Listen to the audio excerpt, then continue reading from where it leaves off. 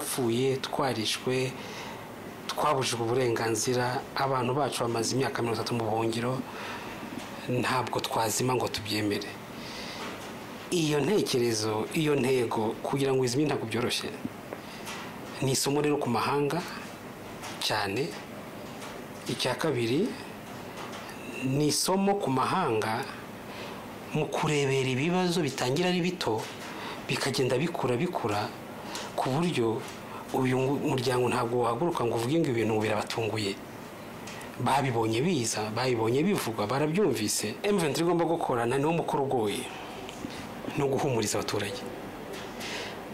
abaturage bivuga abaturage bakeneye imvugo itandukanye iyo bari basanzwe bumva